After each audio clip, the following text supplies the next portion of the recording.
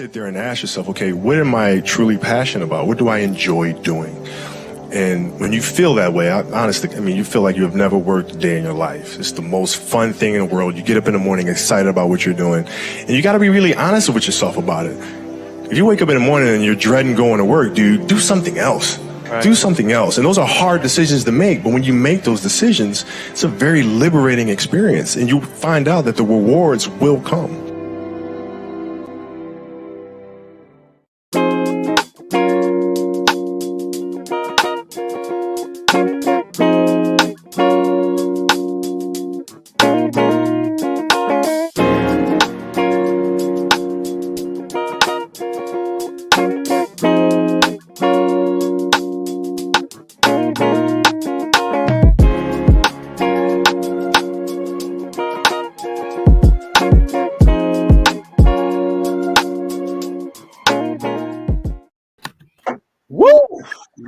Man, that's how you're supposed to do. You're supposed to groove out, man.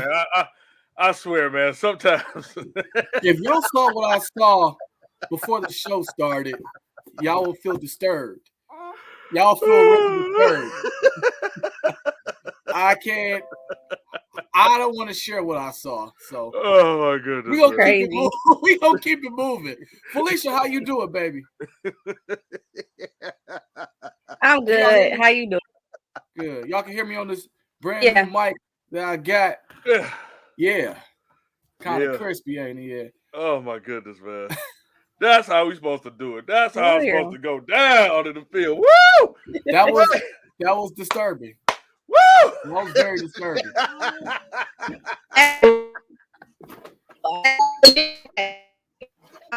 Oh my goodness. What do y'all got the robot voice? It's not me in this new microphone. Hold on. Do I sound good? Can y'all hear me clear? Do I sound good? Yeah. Y'all hear me? Yeah, you sound good. I sound sexy. Yeah, thank you. Yeah. There we go. So, happy New Year's Eve. Everybody, on a special night, special occasion, for Unfiltered.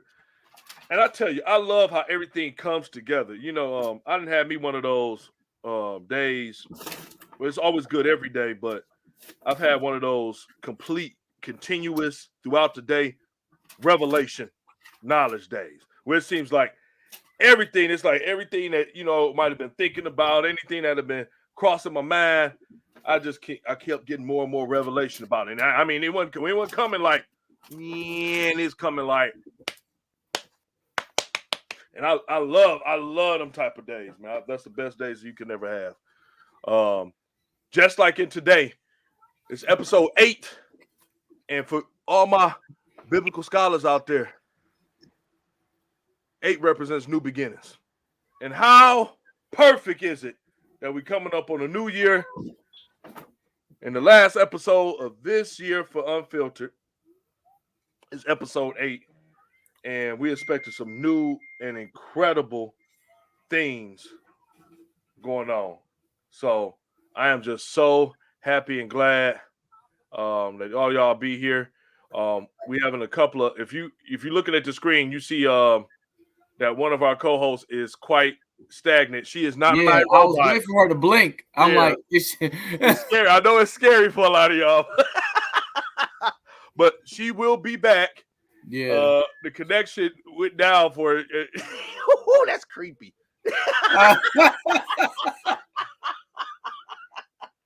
Woo! That's creepy, man. That is so creepy. But we're gonna let her, when she get back into the loop, we're gonna let her get back on her thing. Right now, I'm just gonna take that down because it scared the hell out of me. But we are ready for a great episode because it did, dog. You are. It was not moving like. And I was gonna say, blink twice, you were in danger. I said, no, she good. Oh man, this is awesome. So good for, I'll go ahead. We go ahead and let them do the introduction, but welcome y'all to a special Thursday night edition of Unfiltered. Oh gosh, pretty much our New Year's, our year-end overview and wrap up. We're gonna have a really good time tonight. Got a couple of good topics and a couple other things we want to kind of go over. So for right now, let's go ahead. Let's go right through the introductions. And of course, first, go ahead, Miss Hills. Go ahead, do your thing. What's good? Y'all know I'm a woman of few words, and I need to have them. So I'm gonna keep it short, and then I'm gonna change it up in the new year. We only got a few days left. So yes, ladies, I'm representing always. Mrs. Hills in this. This your boy, Mr. Reese, on the new mic, on the hot mic, you know, ready to begin this last episode of the year. We got some good stuff coming to you. Continue to share, like, and subscribe. And I got my special guest, my child, that wants to sit on my lap while I'm doing the show. So she may be in and out, her and her sister. So, yeah, let's get it. I'm just excited for these topics. Let's get it.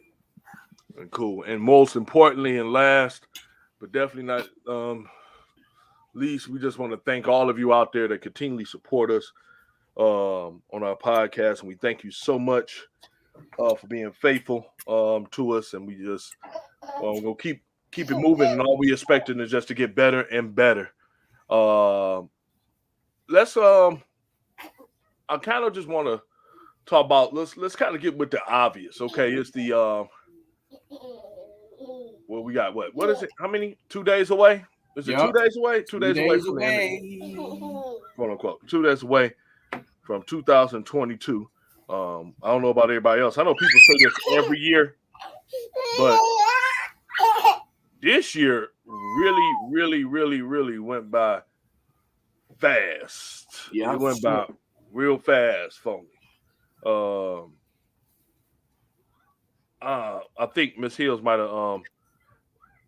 I think it might have happened again for her because she in freeze frame. We get it taken care of. That ain't nothing other than that. But now, in real talk, coming up on the new year. What things that you noticed that for this past year that you feel were the best for you? Let's start there. What's the things that y'all felt was the best for you this new year? I mean, well, this year going 2021. A lot of people complained about a lot of bad stuff. Yeah, you certainly was, but it was a lot of good things, especially for myself, that came out. So let's start there. I mean, is there anything like let's start there? What are some of the things that happened to you this year that you like? Man, I'm really glad about that happening this year. Let me see if I can name off the top of my head. I am glad that I'm able to do. Sweetheart, how about you go first, Randy? Please, if you can assist me. Yeah, well, I think that for me, one of the best things that happened this year, just right off bat, one is for one of my bros. I'm happy because a lot of my bros really got blessed financially this year, got promotions. I'm happy for that. Oh, for sure. I'm happy,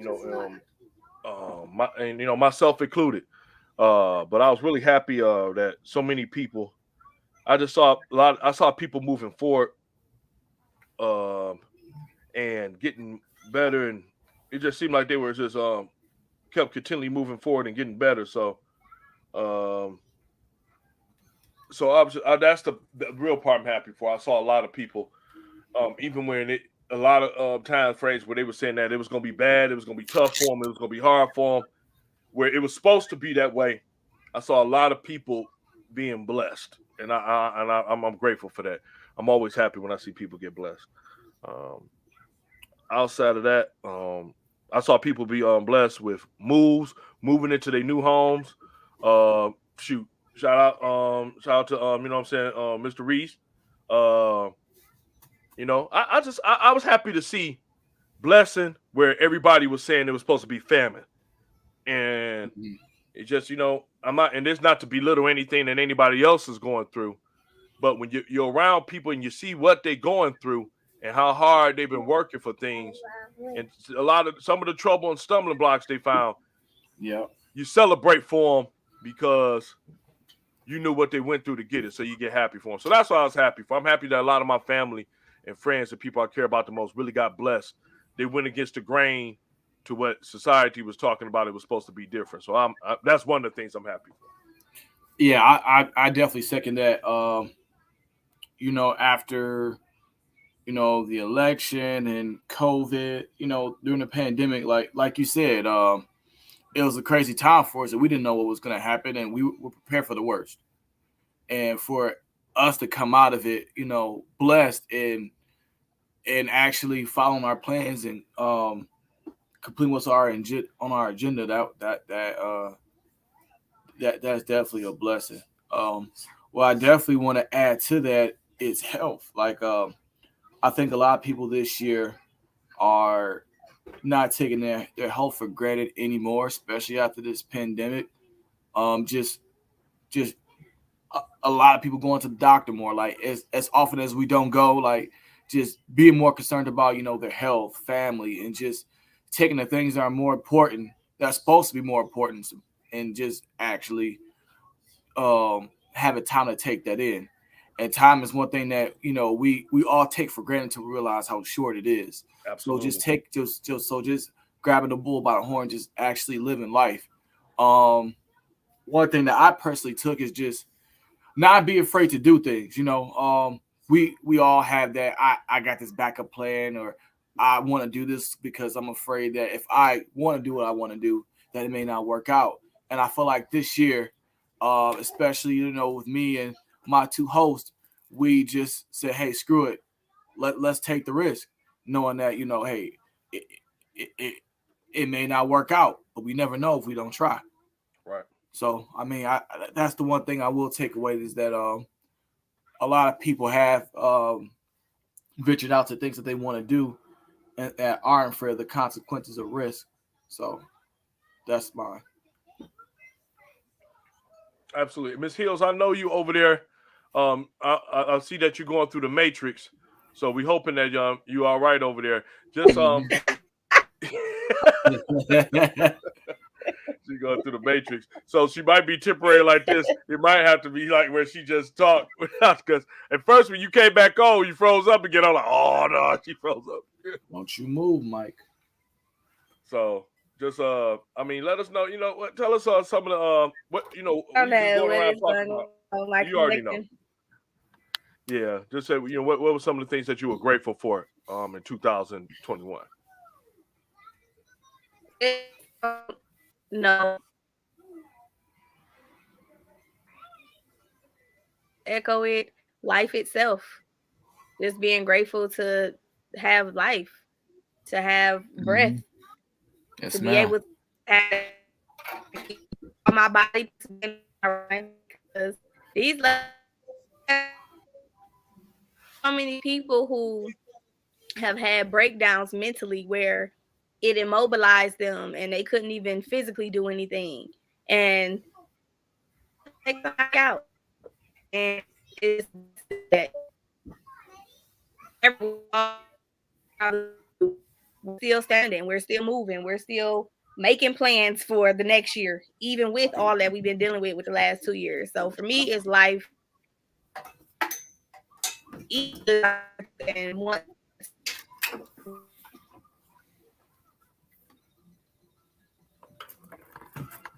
just being able to have family, having a support system.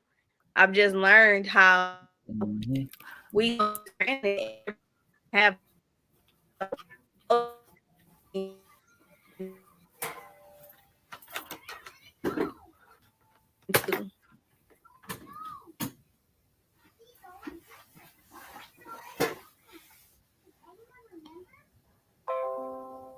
Well, we're gonna send some radiation power. I knew you were gonna say something assholish. I wasn't gonna say nothing. I was waiting patiently. That's what I'm 2021. It was just the elephant in the room. I don't want people to listen like. Hey, he couldn't wait to say that. couldn't wait to say that. Like, did she say like life? Oh And God. at one point, she was like, "I'm just grateful for life." Kill. I'm like, what? Bro. No, we know what she said. I'm gonna try it We again. hoping Okay. that we sending all the connection power in the world. Hey, Randy, go over there and fix that connection, sir. I know, right? That's why This Hey, grab your sweater. Let me see what it is. Like, Okay. shout out to all my AT&T guys out there. I see a couple of y'all out there watching, man. Appreciate you guys. Shoot, shout out to all them, man. Whole bunch of them got some promotions. Yeah, I'm definitely happy for that. Like, I think you alluded to it earlier, and I'm glad you brought that up. That just the prosperity of people that's around us. I mean, people in general. Like, I don't want to say, well, hey, to use the term, hey, the pandemic done us good. You know, a lot of lives been lost. It's definitely still an issue going on out here with the pandemic and with COVID-19. But just like I said, with the people that are actually getting great opportunities from this time, like I said, we definitely want to congratulate you and shout you out. So appreciate you. Absolutely. So we gonna keep hoping for Fifi to get back on here. I don't know what's going on. So hard Right. to say goodbye. She got out here quick, like Don't even embarrass me like that. If you ever talk about my connection, my wife. Stupid. That's why I pay. You can't get Spartan brand internet. Tell you that much. Dang. I'm telling. Spartan bread, not great value. Where you not get this? Not great value. Save a lot. Just save a lot bread.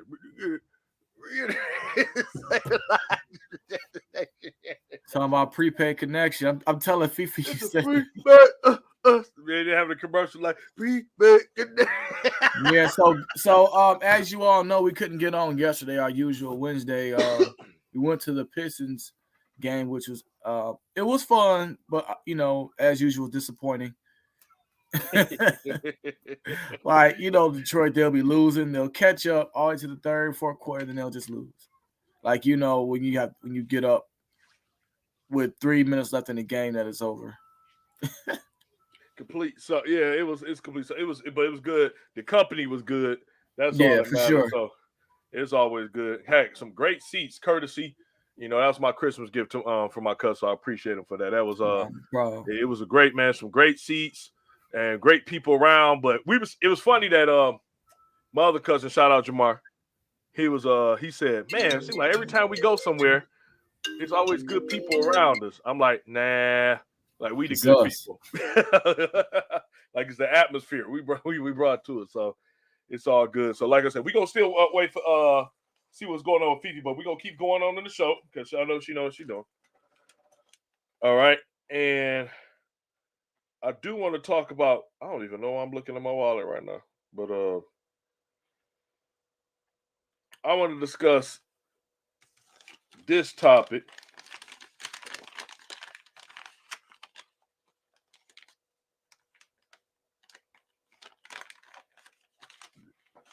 Just for everybody here. And I actually got this great topic last night while we was at the game. And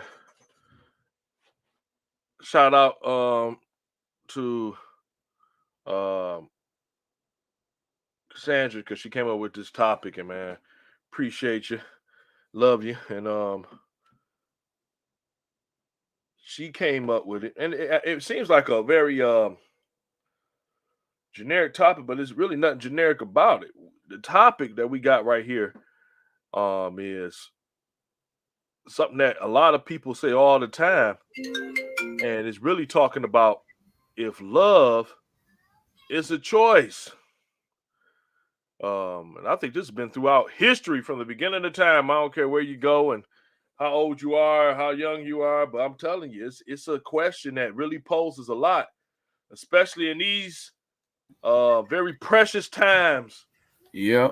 That we that you know what I'm saying, that Matt just brought up, that and Fifi just brought up talking about how, man, it goes so fast, and you really don't want to waste it. But is love a choice? And I just don't point. I know every time we talk about this, people just say for relationships. I'm like, not just for men and women relationships. I'm talking about for every relationship. Yeah. Is love a choice? Do you choose to love? That's the topic we're going to talk about right now, everybody. Go ahead and put your comments. We'll wait 5 seconds, then I'll go ahead and start because shout out to Cassandra, somebody I really have a lot of love for, and I appreciate her, being in my cousin's Shout life. you out, babe. Even though he's still an a-hole, yeah, she made him maybe 1 tenth less of an a-hole. That's the only woman outside of Auntie I seen kind of like, Randy, you wrong. And he's like, all right, you right, baby. You right, baby. Everybody else, you are fucking wrong. Hey. All right, so now back to the topic. I hope you guys submitted what you thought. Do we think love is a choice? My answer is yes. Love is an absolute choice.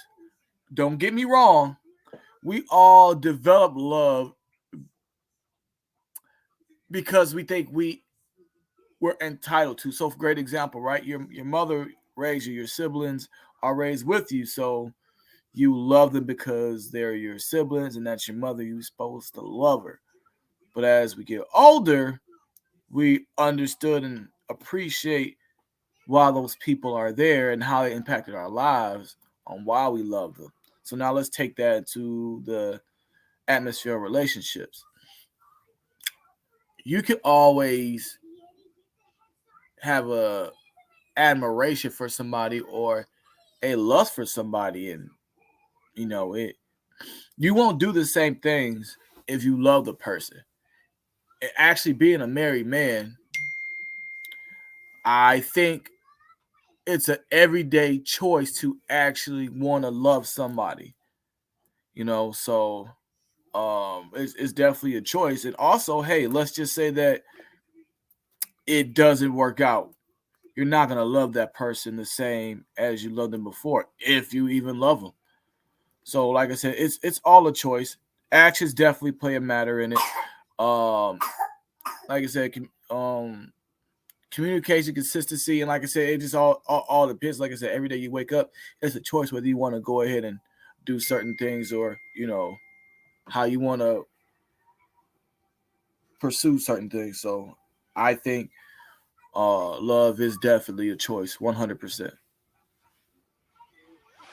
Yeah, normally, Mac is the more even keeled of us, and he'll take the side just to take the side if we're in agreement. No, I'm not cutting you off, and Miss Kathy, there are different kinds of love, but I'm firmly on that side. So I'll see what you say. Yep. I think this is going to be a debate. I wasn't ready to debate you. Yeah, I don't think you have so much to debate. We want to go out to this year because I agree with you. Yeah, I don't feel like arguing with you right now. So go ahead. Oh, all I was going to say, I agree. I think it's a choice, but I also believe that a very a lot of percentage. If I had to put percentage, I say 80% choice, 20%. Sometimes you don't choose. I think you can choose who you stay, who you're going to continue to love sometimes. And I believe like this. Sometimes you never have you meet somebody, man or woman, and y'all have an instant connection. It's like the connection is there for some reason. Y'all got along. It wouldn't be a person that you had chose to get along with, but for some reason, you get there, the connection is like right there. I'll give you a good example. Oh man. And I got a question for you after that. Okay. I would say, I think that sometimes you can't help who you initially love. Because I know people say you're supposed to love everybody, but it don't always happen like that. Because you're like, I think you're supposed to love everybody in this very biblical world, universe sense of loving. We know the love you're talking about. Yeah, but I think that it's the love that you have, like when you have when somebody been through like the fire with you, Yeah. you cannot like me, you, Jamar, Jared, Lonzo. We could go on all of them. We could be completely pissed at each other. And you know what? But I'm proving your point. Love is a choice. And I think love is a choice to stand, here you go. I'll see you, Fifi. I think love is a choice. I just think that it's some sprinkles in there of you don't know who you're gonna end up loving to a point. But does that come with I want to say, does it come with opportunity? Like, oh yeah, it's not like you're gonna say, oh hey, this person, like it's the connection with him. I love him, and I like that you brought up connection. Mm-hmm. The question I was gonna ask you, like, with that 20%, like, is most of that connection, or is most of that, like, is it what you want to say, fate? Let's use that word, fate.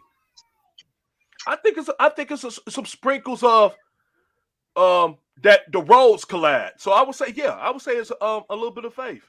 And Miss Kathy, I'm gonna put this up here too, because I really don't, honestly, because I don't think it's no right or wrong answer with this. Because I see what Miss Kathy's saying too. She's saying I don't think it's a choice. The love you have for your spouse is one that is undeniable. And I disagree. I agree with you on that. I disagree. You don't think that? I think, but I'm saying disagree. This. Did you, when you pick the person you're gonna be with, I think if it was automatic, you wouldn't have to date. After a while, you just know exactly who you're gonna be with.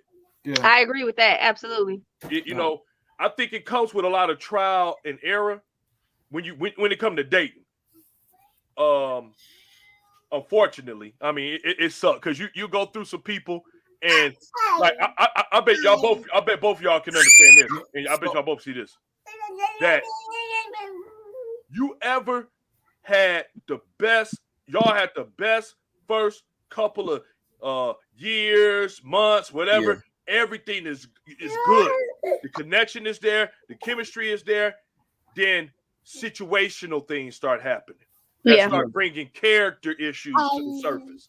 Yeah. And now it's like, and this goes to where Max said, now it's a choice to, am I going to stay here and love this person through this, or this is my deal breaker? And this is where I disagree with Ms. Kathy, which I rarely do. I disagree because I can undeniably love somebody. And I think when we talk about different love, like, I will never not love my mother because of everything that she's done at this point. I cannot not love her.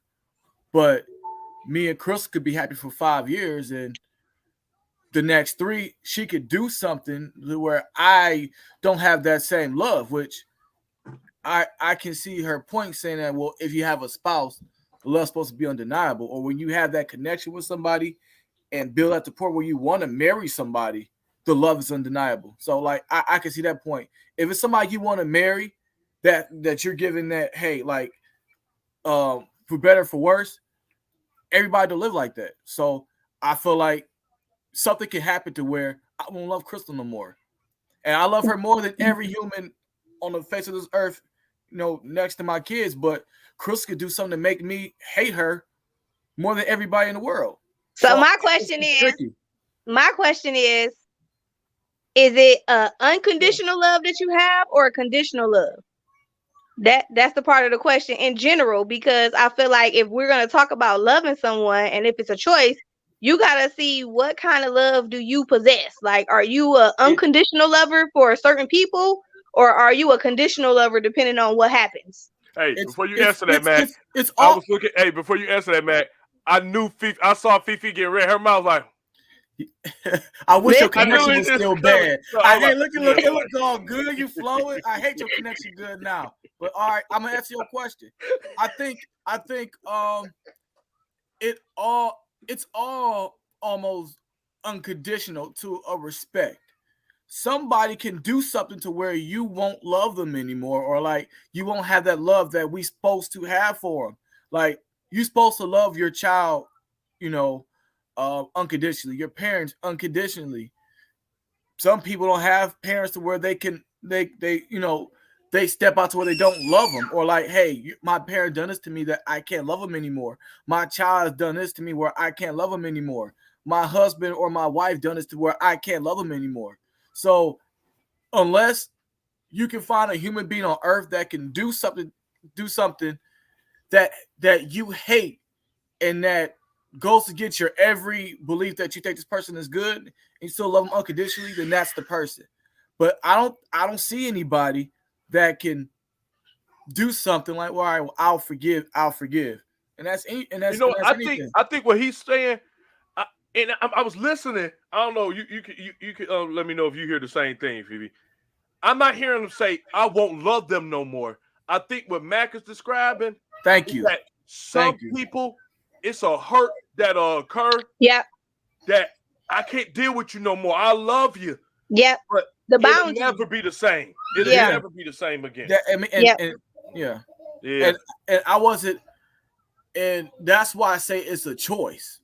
That's why I'm on the side of choice. Mm-hmm. So it's like, great example. As long as I'm a great loving father and husband, I can wake up with the choice of my wife loving me. But if I turn her 360 and I do things for her that's not, condemned to who I am, she will not love me no more. And I can understand that. So if she wakes up tomorrow and become a whole different person that I have not known her to be, like I said, against our marriage and what we promised to God, or things she's done to me personally or to my kids, I can that can change. Everything we build can change. What's funny? It's funny, and it's just a clear point of transparency. I remember being in court when I divorced my wife. I remember all the things that were being said, and how I got to the point I was just cold to the point. I was like, look, sign these papers so we could be done. I didn't want to have anything else to do. I was like, I am done. I'm completely done. You allowed all this stuff to go through the ringer. And even while we were signing the papers, she it's almost like there's still this hesitancy of her to sign the paper, complete it out, do anything else like that. Like you only want to do this. All I asked for is some quality time. And I just remember being so upset and so pissed and being up there in the courtroom. But then suddenly, something in my heart, when I looked over there at her, I felt remorse for her. I felt remorse for my decision. I wanted to go through with it.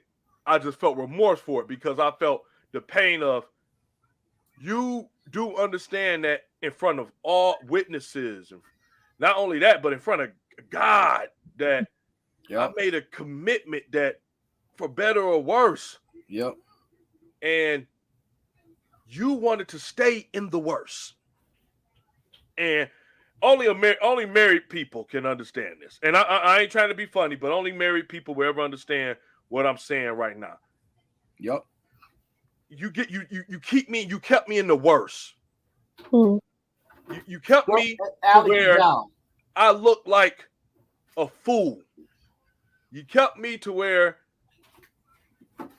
I didn't want to go out the house. I didn't want to face the day where I wanted to just go lay down and say, man, let me hope this day just go away faster, stuff like that. And I can understand that because even through all that pain, I remember even talking to my lawyer, like, so what you like, this what you want? Yep, everything I want to be done. I want to get done. I want you to do all the talking. The pain was so like, I was like, man, I don't even want to talk to you. You talk to the lawyer. Don't talk to me, because you have, incredibly damaged this union so bad. Ooh, I love my babies. And that the pain come from hurt. Anybody don't know, man, nobody can hurt you more than your spouse. And it's the most real.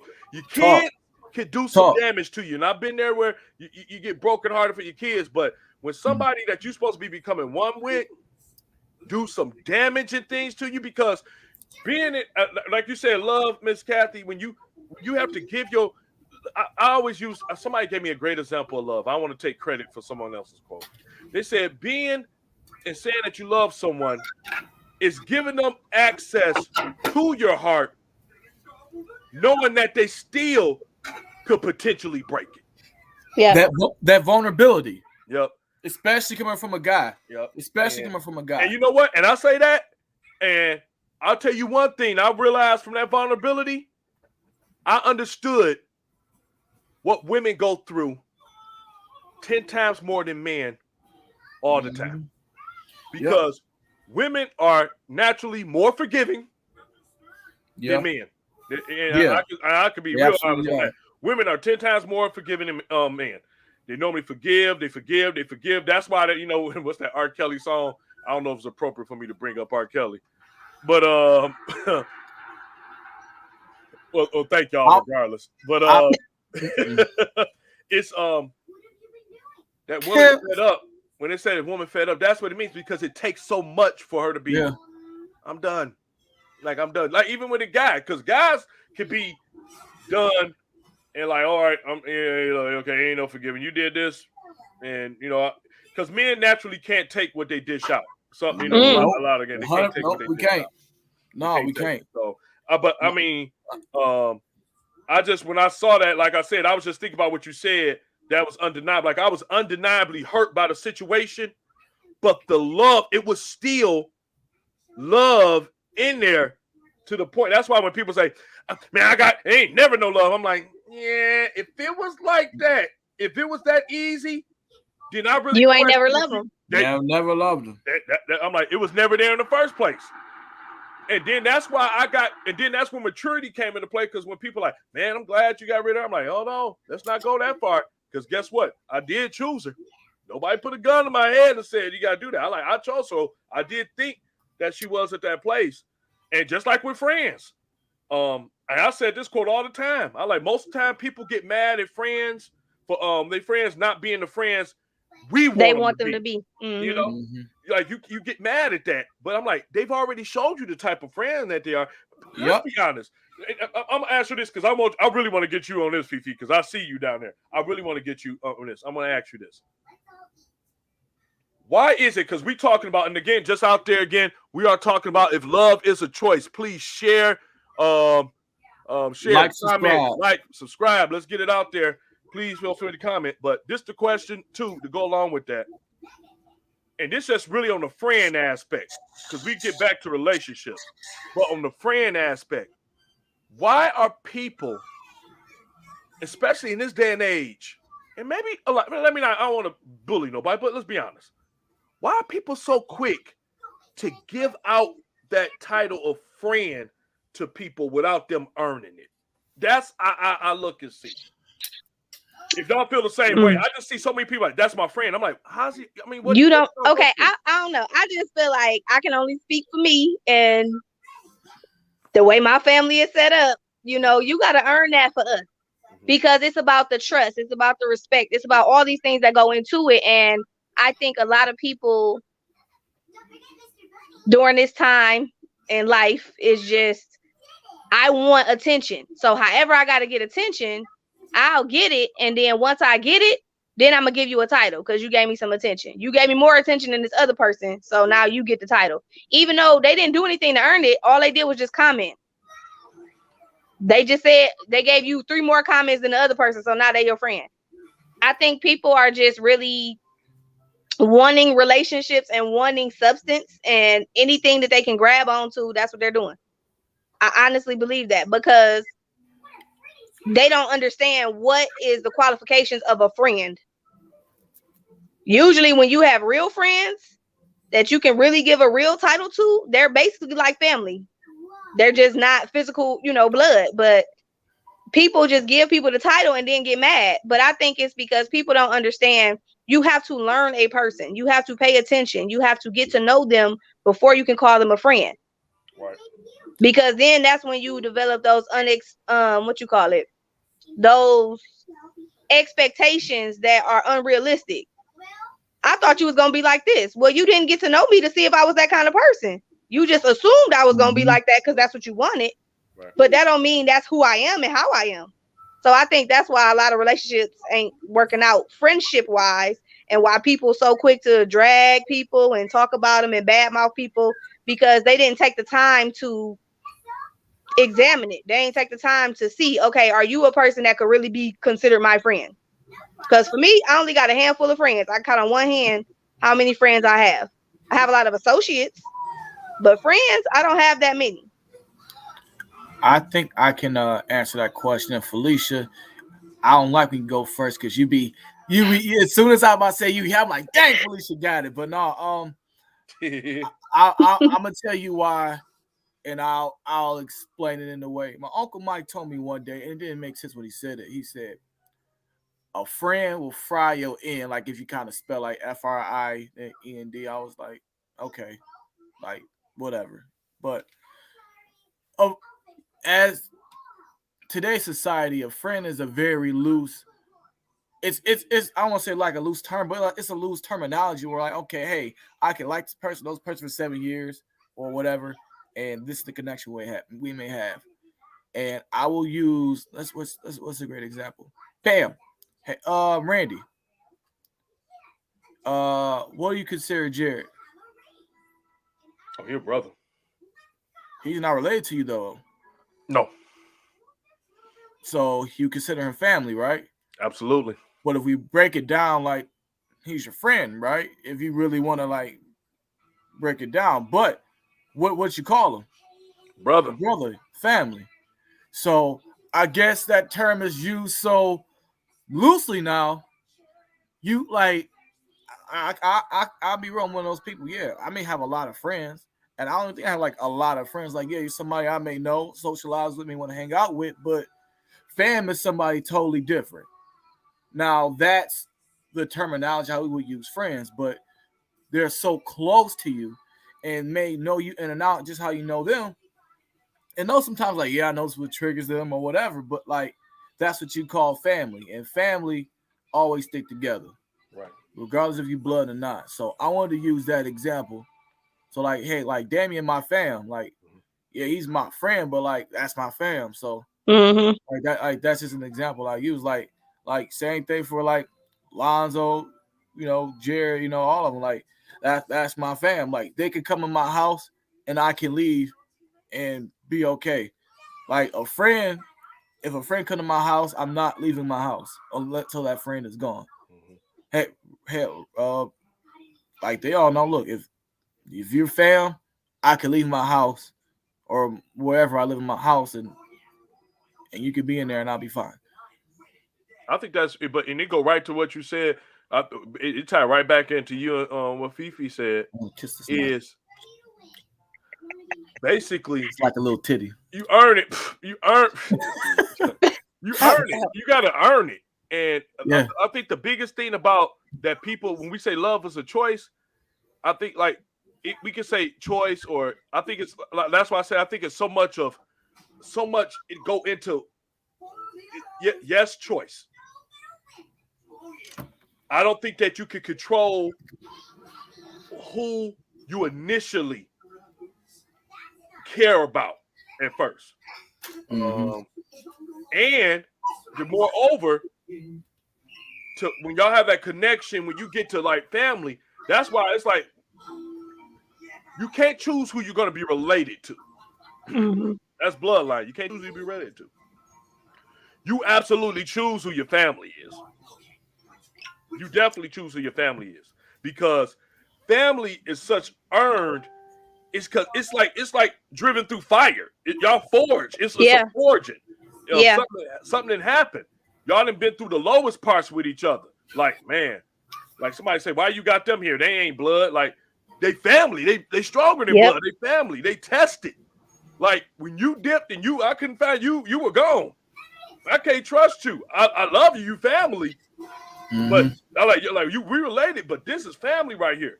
This person been here when it was at the bottom, and like at the top of the mountain, they climbing with me to the top. And if we slide all the way to the bottom, they down there licking their wounds, helping me tape up so we can climb again. So Yep. I think that with everything, like when it comes to the friends and that, I think they just don't know how to distinguish between it. Because I tell my daughter and a lot of my younger cousins that all the time. I'm like, man, and I be like, look, they think I'm being mean. I'm like, no, I'm discerning. I'm looking. I believe when people do things in front of me. I'm like, that person right there, like, it's showing you who they are. it's showing you who they are. Like, I had one where this person, I ain't gonna say their name just for benefit. I don't want to hear nothing about it. But I heard them kept making jokes. Now, I get serious about it. And I done told Mac about this. I always careful about people that's always making jokes like this. Like, oh, that ain't nothing. Oh, that ain't nothing. I'm like, I'm very leery of them people because it's truth in jokes. And when people say that too much, it's jealousy. Because when someone loves you, it ain't not one time. I'm more happy for the people in my circle when they get things. You can ask them. I ain't got to front out. I'm like, man, this is a crowd. I can't believe you got like, man, there you go. Because it feel like me getting it. Because it is. I'm like, we fam. You like you got it. I ain't hit myself. And I'm like, dang, you got it. I got it. I just hit the mess out of myself on my shelf. And I just listen to people like, yeah, man, I ain't nothing. I got this. I'm like, no, you being truthful. You showing your colors. Yeah. You're jealous. Yeah. Because nobody gonna keep joking like that. I ain't gonna keep joking like that. Man, I ain't nothing. And they keep coming up. If anything, like you said, I'm still like, man, I'm happy for you. Dang, I can't believe this happened to you. There you go. Let's go, man. Let's go. But people don't understand that. They think because people just in your corner. I'm like, some of the sneakiest people be in your corner. And they waiting for your downfall. So. Your enemies be real close. Right. And they pay attention. Enemies are close and they pay attention to everything you do. Yeah. Hey, if somebody want to actually shout out, if y'all can give me like at least 60 seconds real quick. Go ahead, man. So we talk about the term somebody who's a friend and actually make them a family. It's somebody that's watching this show right now. I think she is still watching. This young lady that, like I said, we grew a connection, like I said, just from working with each other and just accepted me as one of her sons and my children as their godchildren. And like, it's just a bond, like, hey, like, you know what, like, I choose you to be my family. Yeah, like, technically we're friends, but I choose you to be my family. And that person is Miss Kathy. So if you're still on, if you're not asleep, you probably got to work. But if you are still on, I just want to say I appreciate you. And thank you for letting me be a part of your family. Thank you for, supporting us. Just like I said, if I was one of your sons, and I'm sorry, you consider me one of your sons. So I just wanted to say on here, 50 minutes and 33 seconds, that I definitely do appreciate you. And thank you for letting me be a part of your family. I'm not letting me, for saying, hey, you're my son, and those kids are, that's like, those kids, those are my god kids. And like, yep, you the god mama. Like that's the definition, like, of a friend. But like, now it's family. So it's stronger. It's always stronger than friendship. So yeah, that's family for sure. I just want to say I love you. I hope you're still there, but you'll see it. You'll see it if you ain't there. Oh, Miss Cat, that was right on. He like, I gotta take some time. Yeah, I definitely want to sing Jonas. He like, I dad and Kate and this one too. Yo. Oh God. But and now, I mean, let's get back to because I think we can all agree when it comes to the friends and the family. Yeah. I think the one that gets us a lot, and I'll be honest with it, is the relationship one. When it's a man and a woman that got to come together. That going into this new year, I just want to get this thing right between a man and a woman, because it's smart and as much advice and dedication that I done put into it. One thing that I've said, I've been able to do, be able to perform several weddings, and one of the things, she's seen it. There she go. Put it up there. One of the things that I take very seriously is marriages, because it's the walking flesh example of man's relationship to God. No matter how anybody else want to take it or believe it, but it's just, that's what it is. That's the example of it. So one of the things that I've said when I doing marriages and during it is when they get to the part with the rings. I tell them to give me the rings, and I have them both look at them. I said, "This is not jewelry. This is not meant to be flash. It's a declaration, not decoration." Mm. And I said, I want y'all to understand what that means. That as you put these rings on each other's fingers, you are declaring that this person,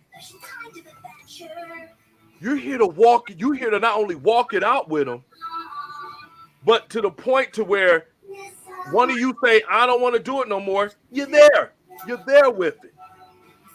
And I tell, I think what happens is that sometimes people get caught up in the emotion and the celebration of moments.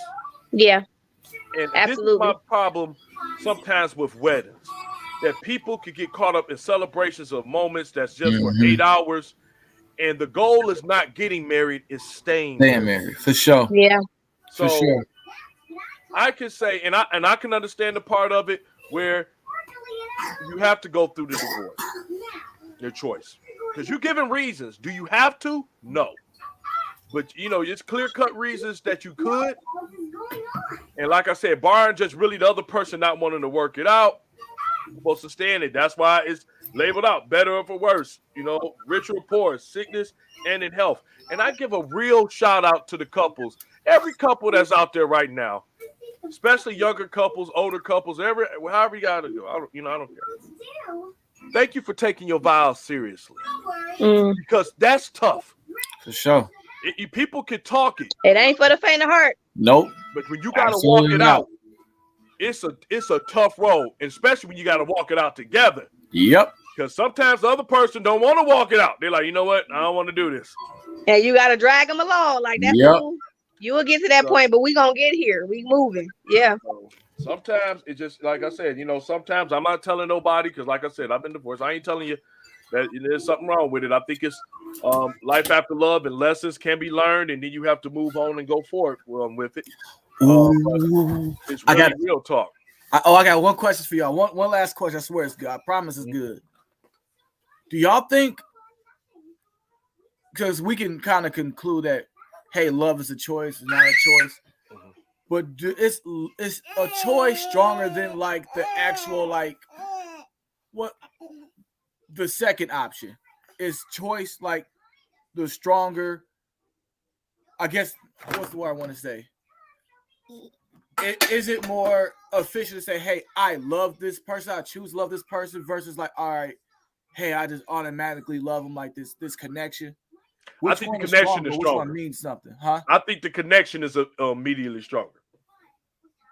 I think I agree. The choice is a harder decision to make to stay loving them. Yeah. But I think the connection, because like the connection, that's why I say I can understand what Phoebe and Miss Kathy was talking about. That I think what she meant by undeniable is that when it's like when you see somebody and y'all get along and it's like a tractor beam. Yeah. That is an undeniable aspect of it. And like you said, Mac, to the point, until something happened, that's where the choice to keep loving them come in. Like when it happened. Because it's easy to love somebody when it's $1 million in the bank. And everything they doing, everything is right. Everything feels right. But now when you got to get something past attraction, which is now the choice, like, can you stay with them even though this person, let's say all of a sudden you found out the person you with start getting addicted, becomes a drunk. Are you going to choose that? That's why I said the harder part is the choice to stay. Now, am I going to stay with them? I've already been attracted to you. The attraction of love has been there, and I've stayed with you. But now you're doing something that I don't necessarily agree with. I might have had somebody, you might came from a family that it's a history of drunks. And you're like, I don't have nothing to do with that. That's my deal breaker. Yeah. But you didn't have this attracted to this person now. You have spent months and years with them now. Now come the other part that you was talking about, Matt. Do I choose to keep loving them and stay with them? I think Yeah. the attraction is. Fifi, I'm gonna get that back. I'm gonna get that to you. Yeah, I'm sick of y'all today. I don't think we fan right now because I disagree. I think, and like I said, let's just take those matters, right? To like, okay, somebody, it's easy to stay in love with somebody like, okay, well, I like you, regardless of what addiction or problem that you may have or what you have done. But if we have taken vows and you've done something that's like, okay, well, maybe we shouldn't be together, and I choose to still love you, I think that's honestly still stronger to me. You know what I mean? Like I say, what y'all said make perfect sense. And I feel like it's hand in hand. Like I feel like they're equal, depending on the people, of course. But I feel like it's equal. I feel like it's kind of like tit for tat. You got to have one or the other. Because I feel like if you don't have a connection and you just going off of, I'm choosing this. Okay, once something happens that can change your mind, then you let it go.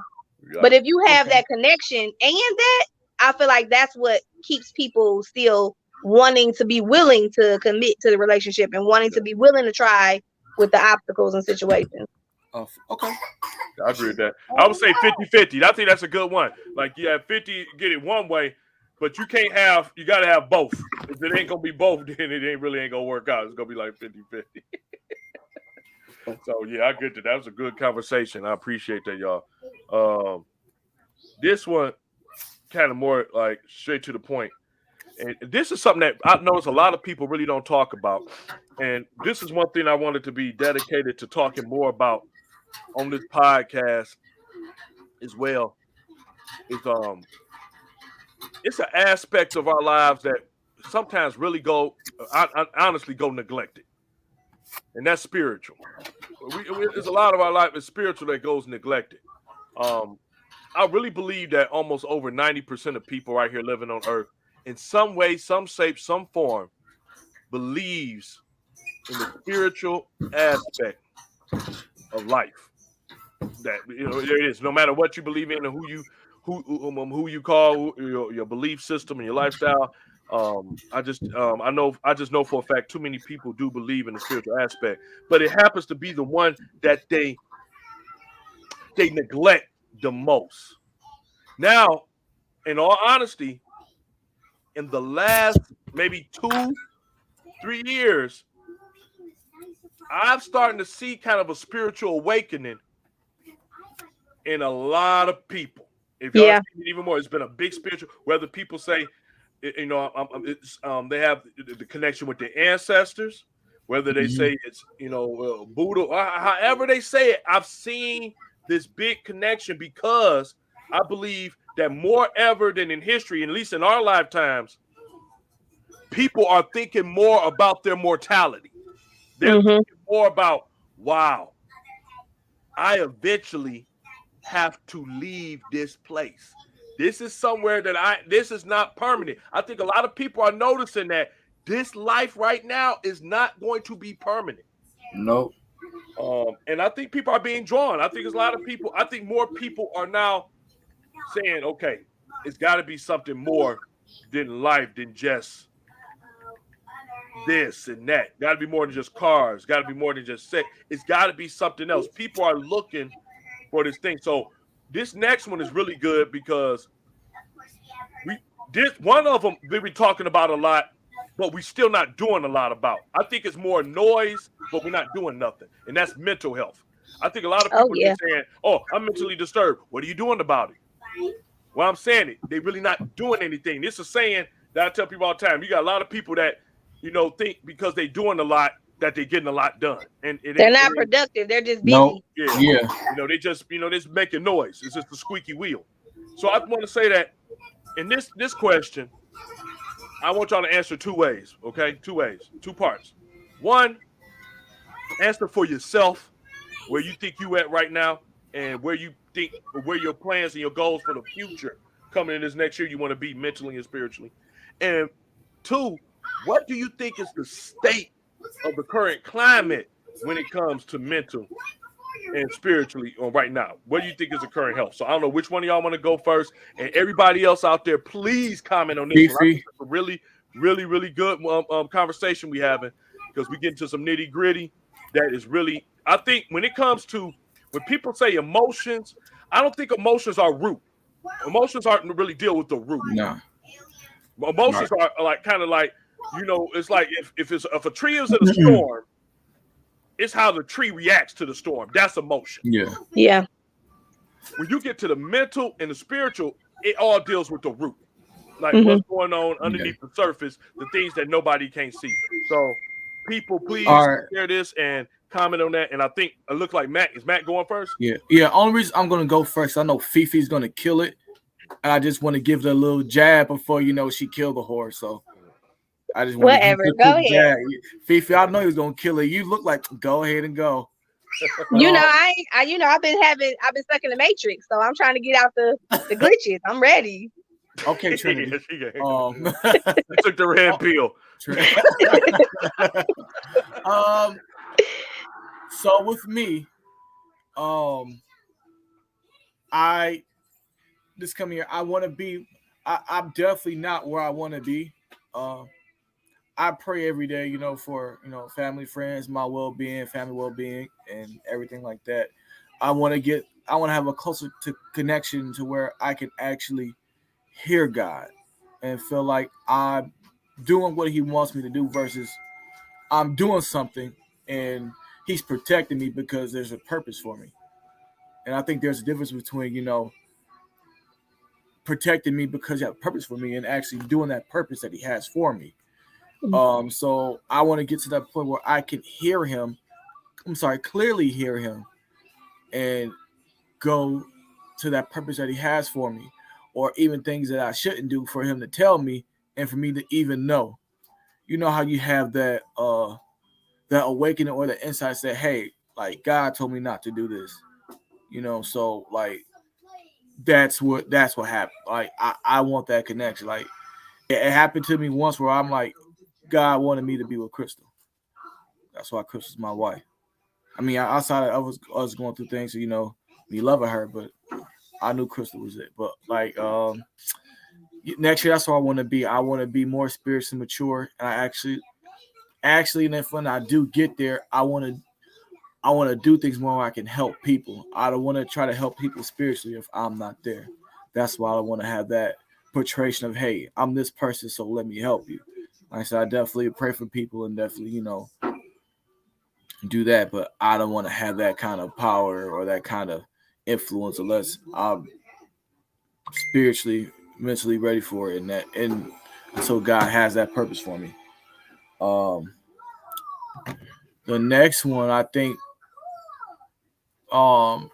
mentally, spiritual, what people are. I think we talked about it a few weeks ago.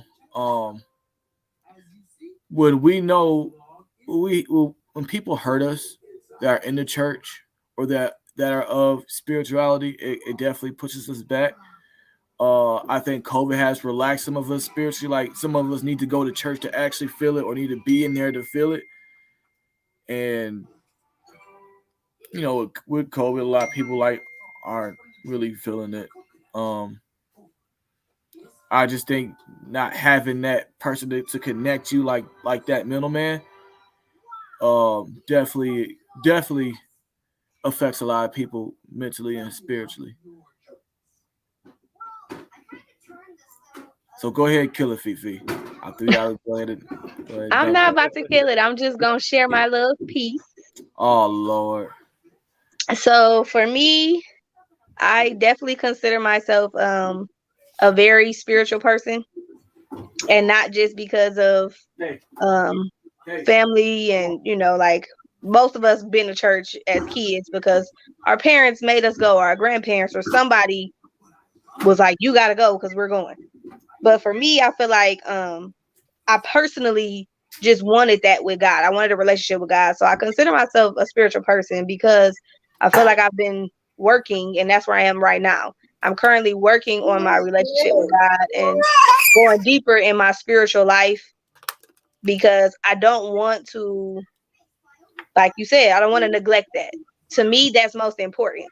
Because once I get that together, then everything else in my life will fall in place. That's just what I believe. So for me, that's my main priority right now. And I feel like that goes hand in hand with my mental health, because I feel like a lot of people may not associate them together, but I feel like your mental health and your spiritual health go together. I feel like if you're spiritually sound and, you know, working on that and in a good place, then I feel like that transcends over into your mental health. So for me, that's where I am. I'm really like working actively and intentionally on both, because I feel like I've had a lot of traumas and a lot of crazy things that's happened to me in my life. If you look at me, you couldn't tell, but I've had a lot of traumatic things happen to me. And I believe that when I didn't acknowledge them in the sense of doing the work to like communicate and express, how did that make me feel? How did it affect me? How did it change me? Where's my what happened to my mental state after those things happened? I feel like because I didn't take the time to just create that room, I feel like I just carried it as baggage so long. So in 2021, I really started to do one thing at a time, just focus on one trauma or one experience that I had, and then ask God to help me with that. So that's, for me, that's how it's been connected, because I took my mental health to God and I said, this is where I'm at. This is where I feel. You were there. You know what happened. You seen it. So show me how I need to get control over this area. Show me how I need to give it attention, give it focus, so that it's no longer a weight or a burden or something that's hindering me from moving forward. Because I felt like that's what I noticed with not dealing with the traumas and all those things, that bad experiences that happened, the hurt, the pain, the disappointments, all of that.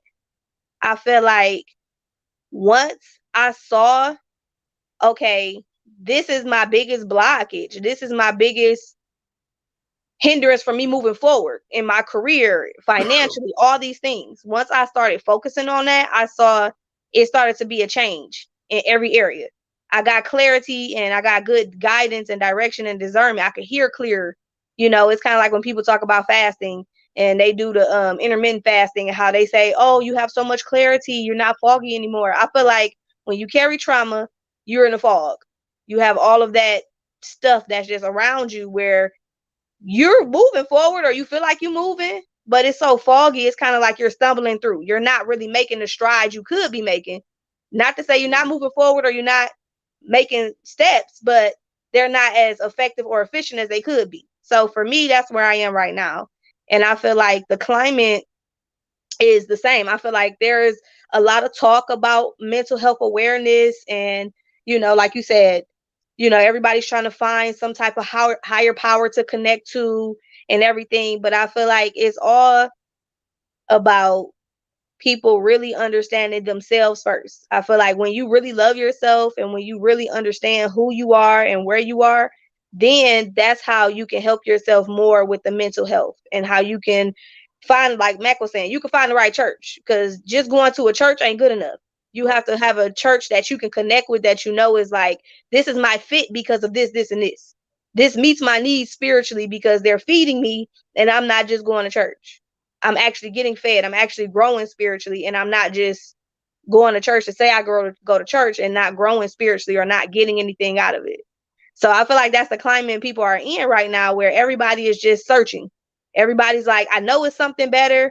I know I want to get better mentally, but everybody doesn't have all the pieces or the answers. So it's some people that feel like they found it, and then I feel like it's some people that's still searching, and then some of the people that's found it, they holding on to it and they not sharing, they not opening up, they're not using it to help other people. They're just like, I got mine and I'm good. And I feel like for the future climate and what I want to work on in 2022 is to help people I want to be like the bridge, help people understand, hey, you got mental issues, you got spiritual issues, give it some attention, focus on it. And then once you get where you need to go, share your testimony, because that can help somebody else, give them hope, give them encouragement, give them inspiration to know, like, hey, I was struggling and this is what I did, and now I'm getting better. Good job, Fifi. See, that's why I want to go second. That's yep. I think that's right on point. I think it's as y'all both was talking is one thing I did notice. The one thing I just keep when I think about people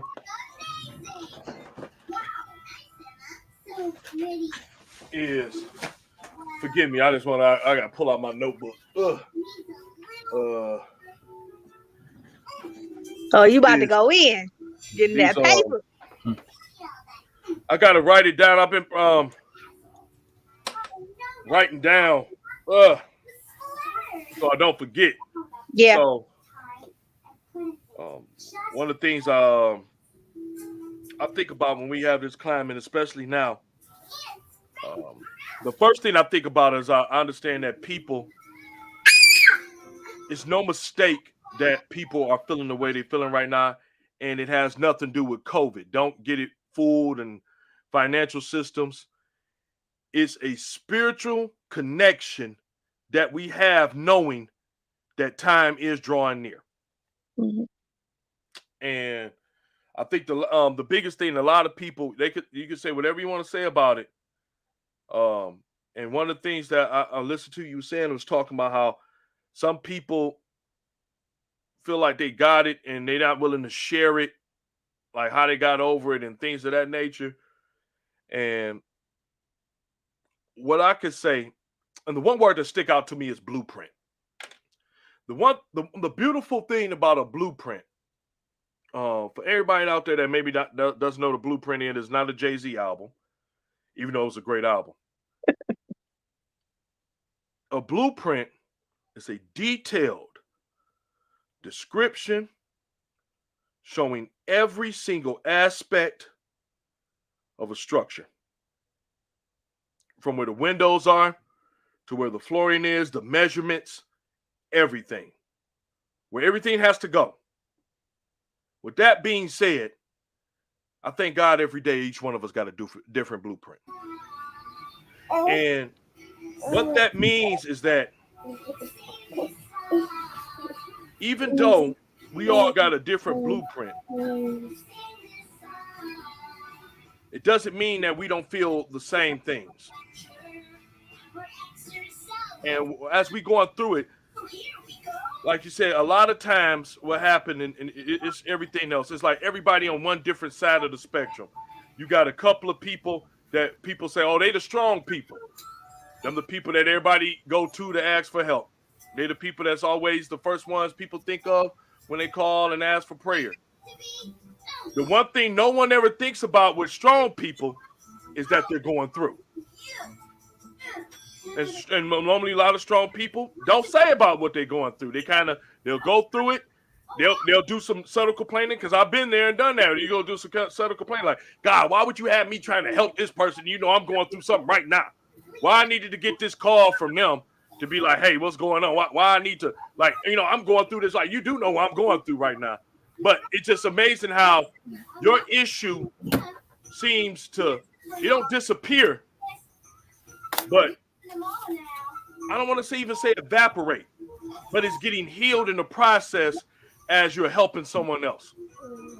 So I agree with everything that you just said, Fifi, when you talk about how in this climate, it's the same for everyone. We just don't know it. And that's the reason why I just said, when we was talking about it, like, how do y'all feel about the climate? Because no matter where somebody up or down or middle ground, we all still in the same thing until we can understand that we all connected. Yep.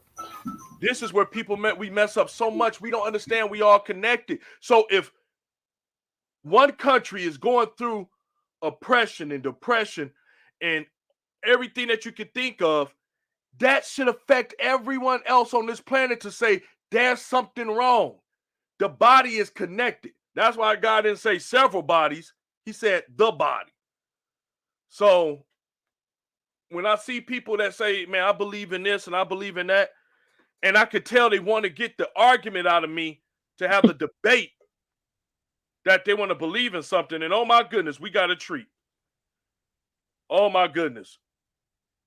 I got another.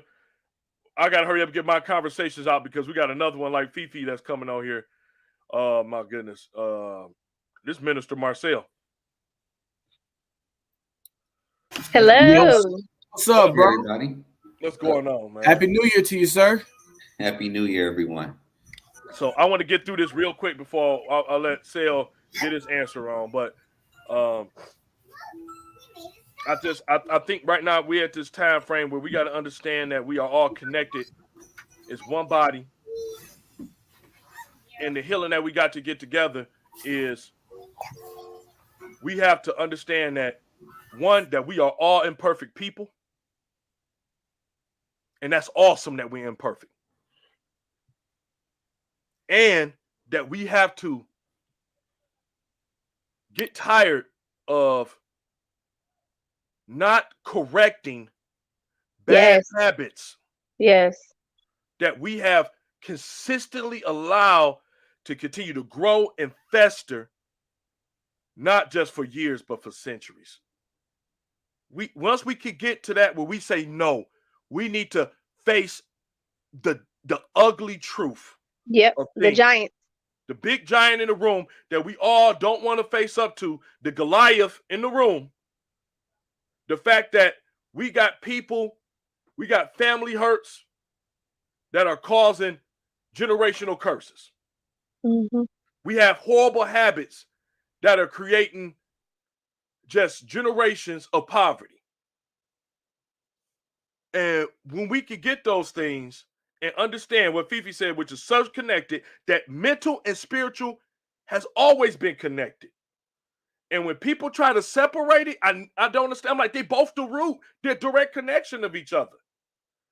God said you change by the renewing of your mind. So, in this, for me, I want to change everything. I want God to come through and clear the landscape for me. In every aspect, clear it. I don't care how much, I think I know now. I want him to clear the landscape. And I feel like he's already been doing it level by level, like boom, giving me a better understanding of things. Like, no, I want you to see it at a whole different level. Some trueness, bring truth, clear it out. And then when people think, oh, he gonna clear it out, now he gonna make me see everything else. Like, no, he gonna make you see you. And that's where I want to be. See me. Like you said, Fifi, I want to see me. Like you said, Mac, I want to hear you clearly. I don't ever want to doubt that I know that's your voice. That's you, that's your direction. I want to be clear as a bell. No mistaking, no nothing. That's why every time I don't know about you, every time I pray, I'm like, God, make it clear to me. Make it clear. Don't have me give me no second guess. I don't care if it's something I want, because sometimes you can want something so much, and he keep trying to show you like you really don't want that. You you want it so much, have it. And I believe that's the biggest thing I want for myself coming in. I'm like, God, clear this landscape and get rid of all this clutter of what I thought I knew that has been completely wrong for years. Like, get rid of it. Get rid of everything. I don't want to argue. I don't want to debate with people about if you're real or not, because I want them to be able to see in everything I do that is beyond a shadow of a doubt. And I think that's where it come into play. When people see that you don't want to argue. I remember one person was telling me, like, man, our ancestors watch on us. Our ancestors watch us. I'm like, I believe you. I absolutely believe you to a point. I believe that so many of us, whatever the belief the system that you have followed, and I hope everybody hear this, and I really want y'all to understand this, that no matter what belief system you follow, what we do is we look at 10% of what's different instead of 90% of what's been accurate and the same with everything. And when I stopped looking at everything that was different, people like when a Muslim say, well, this blah, blah, blah, blah, blah. I'm like, okay. What does your God represent? Love. That's it. Right. That's all it's love. So I'm done arguing because we spent too much time arguing. Focusing on the wrong things. Focusing on everything that's wrong instead of saying, brother, wherever you is, like you say, well, I believe in my ancestors. Well, you know what? Say a prayer to your ancestors for me, and I will pray, my God, for you. And I'm gonna leave it to you like that because my God don't have to be debated. No. Because truth don't need cosigners. Nope. That part. And I don't need to degrade whatever you believe in to make mine more believable.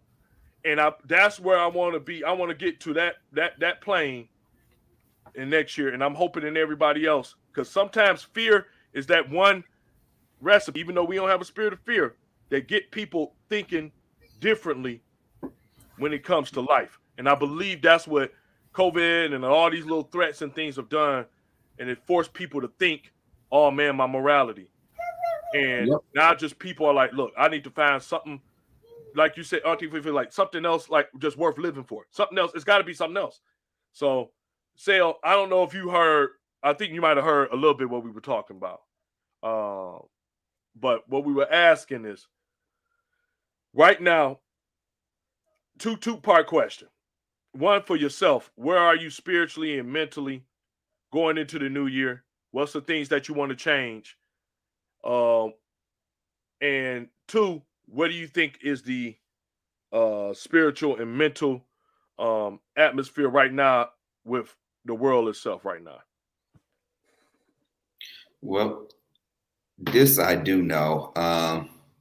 So to answer that second part of the question, where the world is now, I think that with all the uncertainty, everybody's kind of getting shaken. And so I know from the most current, I should say, Pew survey of religion, that most people consider themselves to be spiritual now, but they've walked away from what they call organized religion. Yep. And so now people are on this journey of self-discovery, trying to discover things in a new sort of different way. And that presents its own challenges, because a lot of times when you remove God and try to find him in different ways, a lot of times we always come back to ourselves and our selfish nature. And so a lot of people are coming back to that and trying to come to grips with, okay, I really am mortal now, and that my life really has real consequences outside of, this God that I serve. But to get back to your first question, where am I at right now? Right now, I think I'm in a good place. I'm in a place where I want to, grow in every area of my life, spiritually, professionally. I heard a little bit, I think you guys talking about mental health. And so that's when I was just logging in. And I do like the fact that now mental health is less of a taboo. And that's always been an issue with mental health. Yeah. It was never a safe place for us to talk about mental health, especially for men. If you was a man dealing with mental health issues, you can't come to me with that, bro, because there's this sort of stigma around it. But right now, I want to make sure that I'm dealing with all those things. And, I'm very transparent, like I deal with my stuff, redefining anxiety and, dealing with issues that I'm going on with personally, and I work on it. And like you said, Randy, to your point, there's steps that we have to take, actionable steps. And that's when we kind of get lost in the sauce, when you got to take accountability and apply it to your life to make a lasting change. And so it's enough with resolutions. Resolutions don't do much without an actionable plan of how you're going to change yourself. And that change is going to take repetitive behavior to break old trends, to break old habits, to break those generational curses that we were talking about, Randy, earlier. So where I'm at right now is really trying to be the best version of myself that I can be. And I know that's kind of tripe sounding, but, it really is true. That's where I'm trying to be at right now. So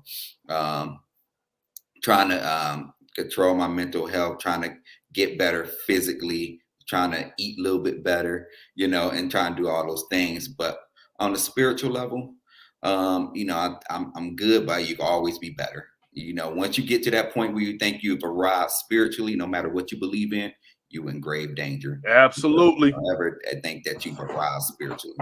Absolutely. Oh, yeah. Absolutely. Yeah. Absolutely. I knew Yep. it's incredible that y'all all that it's funny that everybody was saying the exact same thing to the most part to wrap up about where they are where they really want to go spiritually.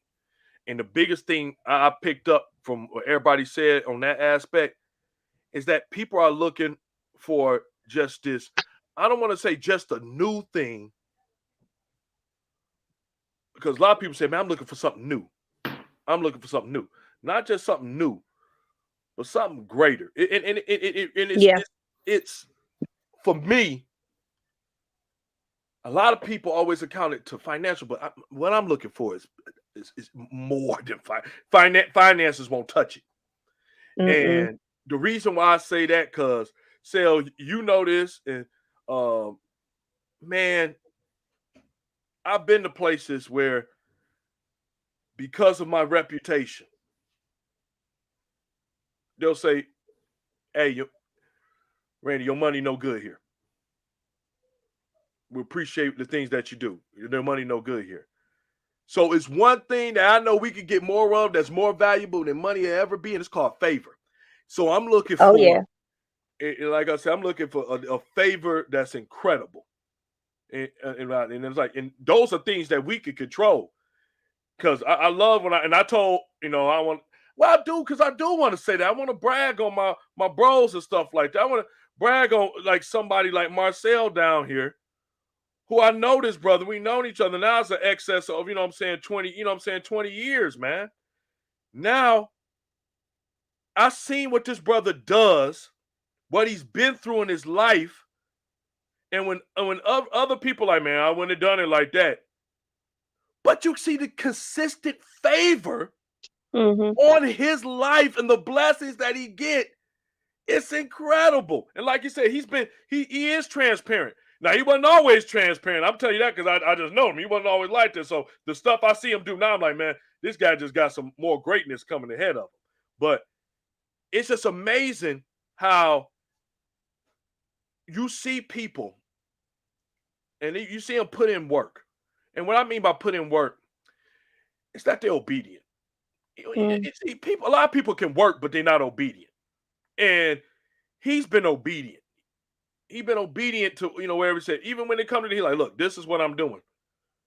I'm working. I put my word here. He's a man that values his word. Ain't nothing more I respect than somebody that got a value of their word. If he say he going to do something, he does it. If he going to be there, he's going to be there. And all the things and the sacrifices I've seen this guy make, even though I know sometimes in his life, his heart has been broken. I just know from conversations that me and him have had. And I still see God do incredible things for him. Like to say, there you go. And some people are like, oh man, that's just incredible. And God want to say, it's not incredible. It's what I do in my atmosphere. That's just where he wants us to get to. Like, incredible. What are you talking about? I'm your father. I love you. If you stay in my atmosphere, you stay underneath my covering, you stay obedient to me, shouldn't you enjoy the luxuries of royalty? Shouldn't the you benefits, enjoy your the inheritance? benefits of the kingdom? It's yours. People say, oh, I can't believe I get this. Like, what? It's yours. And I think sometimes God, you just sit and smile on us like, God bless my children. You think you're doing something special. All you're doing is what I asked you to do. You're just being obedient. That's all you're doing. It's yours. You got the key already. And I know I gave him that example so many times about how, it's like it's a giant boat and everybody got a key. Everybody got a safety deposit box. Everybody got an inheritance. But the problem that some people have all the time is that they're too busy looking at other people, opening their lockers, saying, oh, I wish I had that, coveting everybody else's stuff, and little do they know why they in their hand talking about, I wish I had that. I wish I had that. In their hand is a key. They got a key to their locker in their hand. Look at that. Look at him, man. I want that. I'm like, would you take your eyes off of him and go open your locker and see what you are blessed with? Because that's what we're supposed to be. When we start cutting, and I noticed, and I did say this a long time ago. I'm sorry, I'm trying to get off the subject. But I noticed this a lot. I said, people ask me what was the biggest sin that I noticed the most of. I'm like, yeah, it creeped in undercover when people was talking about homosexuality, I saw it creeping in. It wasn't homosexuality. It was coveting. Coveting is the biggest sin that I'm saying that people are indulging in the most is coveting. Everybody wants what other people have. Yep. I want her look. I want his car. I want her wife. I want his wife. I want her husband. I want his job. Like it ain't nothing else out here. People will actually say, I want your car. How you know? They'll steal it. Instead of going out to work and do what the other people have done to earn it. Yep. Oh, I want their job. Why you want their job? You don't know how hard they work for it. What's for you is going to be for you. And that's the problem. We are so convinced. And that's what's leading to misery. We see, the people want to talk about what sin really does. That part. All right. Go ahead, Fifi. I'm not done because I'm going to talk. No, all I'm going to say is that's the biggest trick. That's the biggest pitfall, is to get you to follow the influence. And once you feel like, oh, this is the trend, this is the thing, once you get into it, it looks a certain way. Like they say, everything that glitters ain't gold. You know, the grass ain't greener on the other side. All that's saying is, this is sin, and sin leads to death. It may not be physical, but you're going to die spiritually. You're going to die emotionally. You're going to die mentally. It's going to lead you down to a place where it looked good in the beginning, but then once you got into it, it's a wrap. the covers was blew off, and you was like, "What is this? I did not sign up for this. It's a trick. It's a trap." And it brings hopelessness. It brings you to a place where that's why so many people are depressed. That's why so many people are anxious and have anxiety, because they feel this hopelessness because they were following this influence, they were following this trend or whatever they thought was going to please them, which is their flesh, which is their desires, instead of seeking God on, okay, what is it that you want me to do? What is it that I'm here for? Like Mac was talking about earlier, his purpose. That's good that Mac is asking, okay, God, we talking about purpose. I don't just want to be protected because you have something planned for me. I want to live out whatever you have planned. Right. That's what people are searching for. They're searching for, okay, I'm here on this earth. What am I doing? That's why a lot of celebrities are miserable, because a lot of people who come from poverty, they're like, oh, all I gotta do is get money and I'm gonna be good. I'm gonna be happy. But then they become wealthy and they're not happy. And they're like, I thought this was gonna make me happy, but now I'm more miserable. Yeah. I'm still not fulfilled. I still feel like this because they don't know what they're here for. They don't understand that they're here to be a blessing. They're here to have a fulfilled life, to have an abundant life. We're not supposed to be going through life just sad and depressed and beat down and toe down and everything is so negative all the time. No, not at all. That's why we thrive when we go to parties. People think partying is just so fun. It's fun because it's a celebratory atmosphere. Everybody is excited about something. They're celebrating something. The focus is different. Mm-hmm. But that's the climate that we're in. Everybody is only focusing on the negative. Everybody is not looking at the blessings. They're not looking at what things could be, the possibilities, the hope. Woo, man. See, I'm not even gonna go, Fifi, because you just killed the topic. First, but you just said everything. Marcel knocked her on the floor. The Fifi wouldn't just bam. Like, no, what? But you just said it. You led off, said every single thing that everybody was saying. It was right on point with what you said. Every single thing, because that's what it is. We keep forgetting. You had it. You pretty much said right on the point, Matt, what it is. People are not seeking out their purpose. They're saying, God, I'm doing this, bless it. Yeah. And that's the problem. Fifi crazy. She laughed. I was about to come real. It was about to be sweet. But it's just like, but people are doing that. They're like, I am blessed. I'm like, the guy like, what? This might want to have what you think because so you want me to bless you with that man's gift? You want me to bless you? And what you gonna do with it? What are you gonna do with it? You. It's custom made. Like we went back and said, it's a blueprint. If it ain't your blueprint, it will never work. Nope. And the problem with blueprints is that it's not for other people to understand your blueprint. It's for you to understand it. Like when you talk about even the money aspect, like you say, hey, all right, I forgive you all that money. You're not going to do what I need you to do. That person is. Look, you working this 9 to 5 or you doing this, like this is your purpose for me. And the crazy part is that sometimes we do even find happiness in it. Like, all right, look, my heart is content, but my eyes are like, I want that. There you go. I want that. So it leads me from my purpose. And it's like, wow, like I was just happy, coaching basketball, football, talking to young kids and, helping them get to where and be so they can help other people. Nah, I want to go ahead and get, this what this guy got. So therefore I can be happier. Then after that, it's like, wow, why am I not happy? Why am I miserable? And I got everything that I thought I wanted. I got everything I thought I wanted. Huh? Hey, so crazy. But it is what it is. What it say? The people think about everything else, but what it is, and this is God. It's like every time, and I know this just because from praying and everything else, it's like you keep living like it's not that. I remember I heard just as clear. It's not as hard as you making it, Randy. It is not as hard as you making it. And nope. What hurt? And you just said it again, Matt. You just said it. People want to think about money, but God said your gift will make way for you. Yep. So what you flow in will make way for you. It was funny when I remember they was going after TD Jakes real bad. He like, I don't take nothing from the church. My stuff come from the books, my book sales and the things I do. I see like the things for the church go to pay the thousands of people we have working in this. Because guess what? If a man don't work, they don't eat. Man don't eat. So it's like so many people say so many different things, but nobody say that to Jeff Bezos.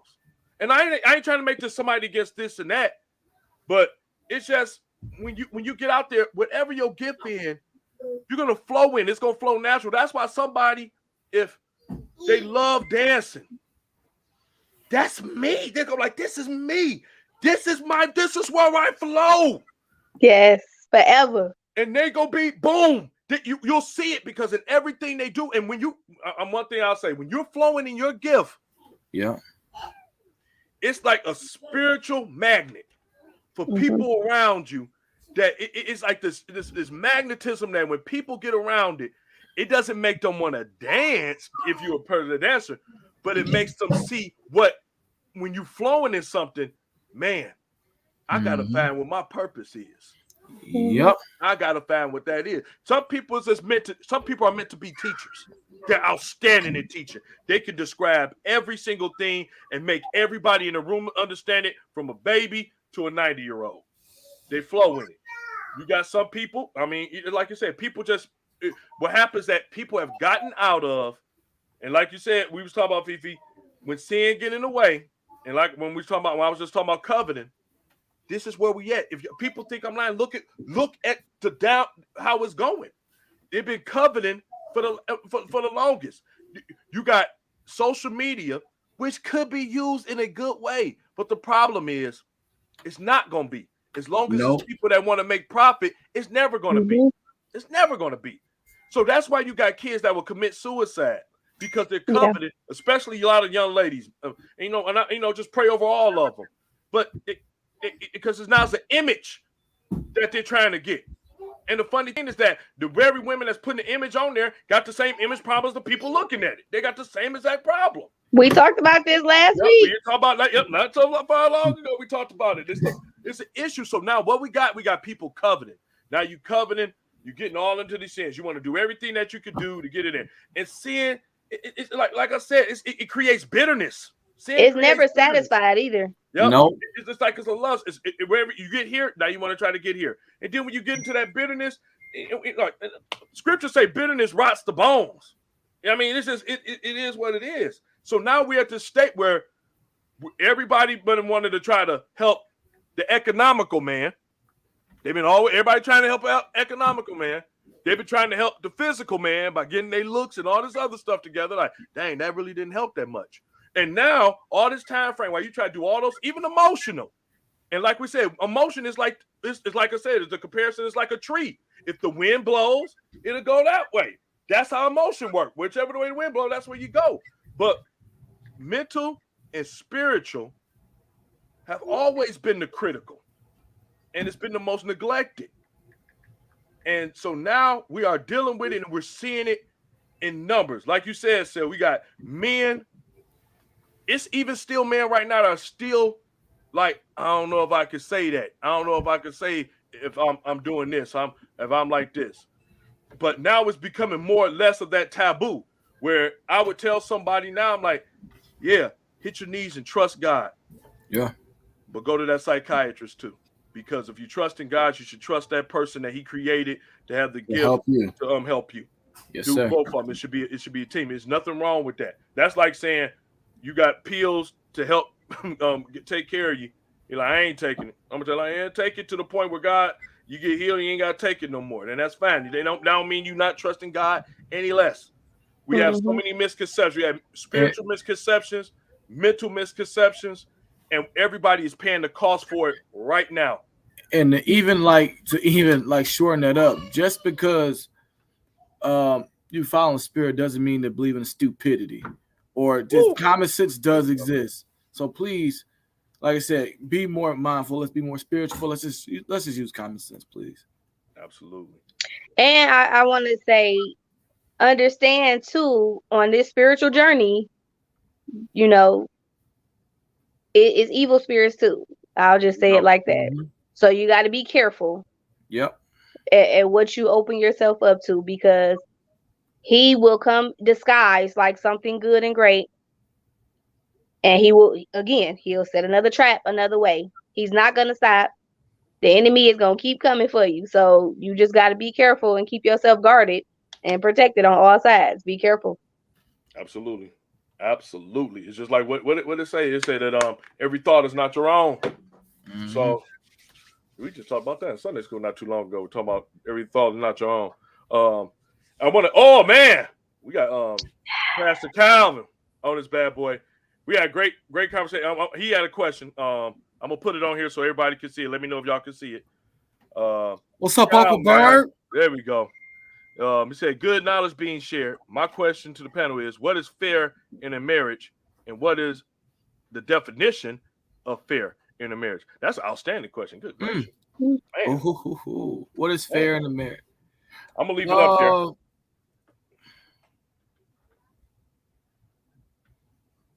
Also, can I just say one thing? What I think is fair in a marriage? Right now, that I can say I know that's fair in a marriage. What's fair is to understand that y'all both two different people. Yep. And that it's not going to happen overnight. Mm-hmm. I believe that's the number one thing. Because some people be wanting that I can feel what you're feeling from 2 miles from a couple of states away. I'm like, you know the cost you got to pay for that? That don't come with two days of knowing each other. Nope. That come from paying dues. That come from being with each other a long time. I'm talking about not even 10, 20. That come with some years in it to feel that way. So I believe I would say that's what's fair in marriage, knowing both of y'all have an understanding y'all are two different people becoming one, and it doesn't happen overnight. I remember a situation I had. I was having a conversation with my Uncle Weedy, and I was out the house at like 3 or 4 in the morning, and I was like, "Why Crystal tripping? Like, I ain't nothing gonna happen to me. I ain't not cheating. I can be out 3 or 4 in the morning." And he asked me, he was like, "How would you feel if she was out 3 or 4 in the morning? So why would you do it?" And I was like, "Well, make perfect sense." And from there on out, what I learned was being fair is that, hey, treat your spouse how you want to be treated. Be fair, because hey, if I do it to if you done to me what I've done to you, I wouldn't like it. So why do it? So just have that communication and just be fair. Like, you know what? If my spouse did this, I wouldn't like it. Why would I do it? Right.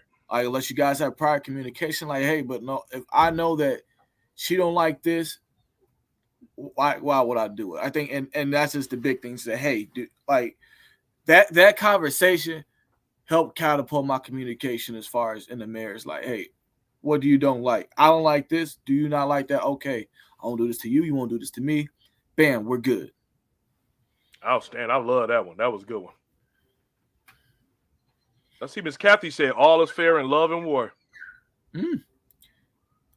I wish you could break that down. Yeah, Like, Miss Kathy, I was going to say the same thing. said? If you could give kind of break that down a little bit for us, break Miss that Kathy, down. if you get a chance. But Fifi, you got one?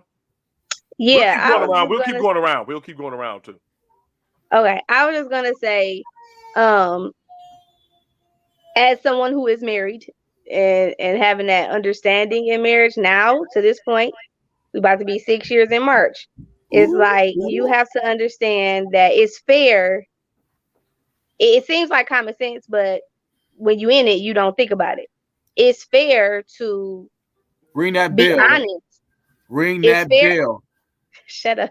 Ring it's that fair bell. to be honest, because I feel like, without getting too extra, when you start getting into relationships, you start to think about, I want this person to be happy. So whatever I got to do to make this person happy, that's what I'm going to do. And a lot of times it can be to the detriment of your happiness. You feel like, I'm going to just sacrifice and just do whatever to make this person happy, and that's all that matters. That becomes a priority. But in real life, that's doing a detriment to you in the relationship because you're not being honest. If you don't like something, you should be fair enough to communicate that to your spouse, whether they agree or like it or not. That's just being fair. Tell me the truth. Communicate with me where you at, how you feel, what it is. So then y'all both have an even playing field where it's like, okay, we can both say we communicated on this. Fifi, that was fire. You know what you said about making sure, like basically making sure you're happy first, then make sure your spouse is happy. I learned that from the guy on the camera next to me this way. The example he used, he said, hey, you can be married and not know you're not happy. You can go take out the garbage and find happiness there. Right. That night, I tried to take out the garbage 4 times. Chris said, nigga, you ain't slick. You better bring your ass back in. Right. That's what it is. But basically what he was saying is like, make sure you're happy, because, you try to make somebody else happy, just like you said, you'll be miserable and you're not going to make that person happy. Right. Like both of y'all got to be happy. And that's where, like, people ask me for relationship advice. And listen, like, both of y'all have to be happy. Like, yeah, like, are you happy? Yeah, this person might be happy or not be happy, but are you happy? Y'all can be happy together with the differences and obstacles, align with what y'all doing. But if both of y'all are happy with the situation, cool. But if you just there making that person happy, you can go to Walmart and never come back home because you're happy there or happy being away from home. Yep. So yeah, that's real talk. Don't take out the garbage more than 2 times a day. Yep. Because that. Your ass would be dragged back. That's a big one. Now we got 10 minutes because we went over them, and these topics have been too good. So I'm gonna give y'all 10 minutes if y'all got any questions out there. Because I saw a couple. I hate when I don't get to everybody comment. I apologize, but I will. We'll post them up. But I can't see the comments, which is weird. Yeah, I don't know what's going on with that. I just happened to see it. So great subject and conversations. Happy New Year, Miss Kathy. Love you so much. Love you, Miss Kathy. New Year. I want to go to the spiel, but I definitely love you and appreciate you. And I would say that this one too to that, and this is something that a lot of younger couples don't get. Your spouse's happiness is not your responsibility. Absolutely. I had to understand because I remember telling my cousin that about talking, like, man, I'm like, who happy? Because I remember thinking that, like, saying when I was asked, like, whose happiness count the most? I said hers, and that's a natural reaction of a lot of men, especially a lot of men that really don't want to be married. That's their attitude, the happiness first, and then it's like, yep, that one day the man go out, take out the trash, find somebody else, and find happiness elsewhere because his whole life he been making people happy. And I don't like bringing up this movie, but I don't care about bringing this movie up. I don't really like all his movies because I think his movies all the same. Tyler Perry. Don't do Tyler Perry like that. No, don't do Tyler like that, bro. It was Good Deeds. It's Good Deeds. It was a good movie because that was the case with that man.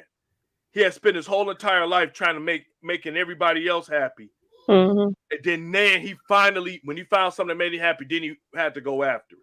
So Yeah. and even when the woman that that was supposed to marry, she saw it in his eyes like I don't want to do this. I want to be somewhere else. I want to be happy with something else. So like I said, happy on that. But I don't know if Bert answer your questions, Kyle, but that's about it. The only other things I could say with marriage is that make it fair. Like I said, just being through it. The most fair thing is that y'all got to communicate. Communication. Mm-hmm. It's got to. You got to not only.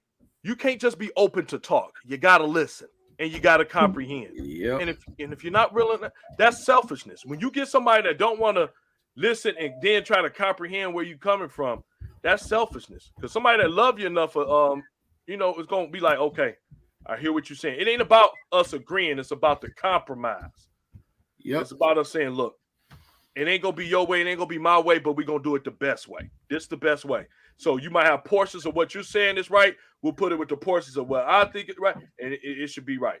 But I think that's fair, man. Outside of that, knowing that y'all two come above the kids, and that's a big one for a whole bunch of people. Hey, you know what's crazy? Like when you say that, because people will not agree with you. I was just about to say, And a lot of people will tear you down on that. And it's crazy, like, like being a parent for the first time, it's like we do everything for the kids. We put the kids first and like everything. But it's like at the end of it, like everybody preach, the kids don't get grown. It's just you and them.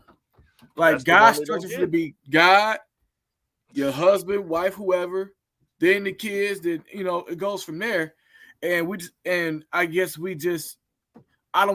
I'll use the word, I almost say sympathize, or like we automatically rush like, okay, well, the kids got to do this. We have to do this for them because we have to do it. So therefore, they're loved more, and it's like you taking more away from your spouse. So your kids, like you said, get their lives of their own and sell. I know you can. I want to get your viewpoint. I know with marriage and stuff like that. Sell waiting for Halle Berry to get her mind right, and I respect that what you sell, but it's true. Like, and y'all both know people will try to take down. They're like, look, as much as I love anybody know me, I love my daughter with everything. But if I get married, my wife coming above her. And that doesn't mean I love her any less. It's a different love. Yeah. But it is an order that's how it's got to be. And some people doom their relationships. I hope some of y'all couples can hear this, that they're thinking again there. Do not start off a conversation saying, my kids come before everything. That's not a good way to start off a conversation or trying to be in a relationship. Surely be don't do it. A hit and quit. Don't do it. Because I hear a lot more from the women. Seriously. Well, my kids come number one. And that's why you're only one. Because no man is going to play second fiddle and walk on eggshells for no kids. No woman is going to play second fiddle or walk on eggshells to no kids, and they shouldn't have to. And while y'all in a courting process, I think it's stipulations. But when you're married, all the rest of that go out the window. That person is elevated because the kids don't take care of them. You take care of the kids. Yeah. And let's not get out of this thing where kids don't do stuff to try to test the water to see what parent do what. Absolutely.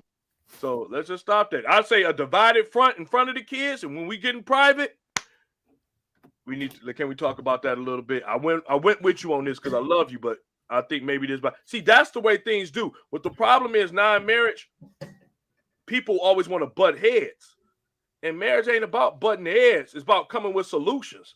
You ain't gonna be like two rams all the time. Poof, poof, poof, poof. I don't like that.